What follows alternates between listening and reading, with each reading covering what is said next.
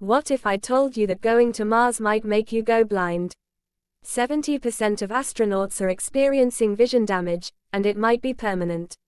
This isn't science fiction. It's happening right now, and it could threaten the future of human space exploration. When we think of space dangers, we often imagine cosmic radiation, meteoroids, or spacecraft failure. But few realize one of the most alarming health risks astronauts face is something much closer to home: their eyesight. According to NASA and recent studies aboard the International Space Station, up to 70% of astronauts experience serious vision problems during or after long-duration space missions. This condition, officially named Spaceflight-associated Neuro-ocular syndrome, SANS, could be the single biggest obstacle to future missions to Mars and beyond. What is SANS and why does it happen? In microgravity, bodily fluids don't behave the same way as they do on Earth. With no gravity to pull fluids downward, blood and other fluids shift upwards, pooling in the upper body and head. This leads to increased intracranial pressure, particularly behind the eyes. This pressure causes the optic nerve to swell, and can flatten the shape of the eyeball. The result: blurry vision, difficulty reading, eye pain, in some cases, even permanent damage. These changes are not always reversible after returning to Earth, unlike muscle atrophy or bone loss, which typically recover with rehabilitation. That means astronauts could lose their vision permanently, and scientists are still working to fully understand why. Why this matters for Europe and the future of spaceflight.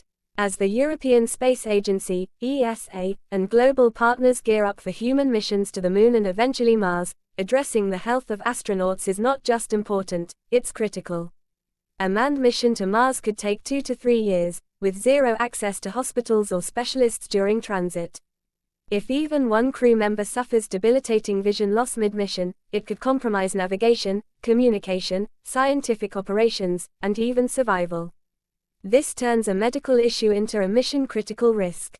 Europe, with its strong research in biomedicine, space physiology, and aerospace innovation, is well positioned to contribute to solutions. Research collaborations across the ESA, CERN, and European universities are already exploring microgravity's effect on human biology, and SANS is becoming a major priority. What's being done about it? NASA and its international partners are taking the problem very seriously. Several countermeasures are under development and testing aboard the ISS, including specialized contact lenses to offset pressure on the eye, pharmaceuticals that regulate fluid flow and pressure, mechanical suits that create lower body pressure to draw fluids downward, artificial gravity experiments, using centrifuge technology, Earth-like gravity pressure chambers for treatment in orbit. Additionally, researchers are exploring whether genetic predisposition, nutrition, or pre-mission conditioning could affect a person's risk of developing SANS.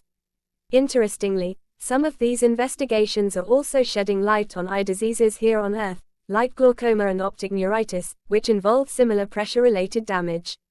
Space medicine may one day help patients on Earth see better too.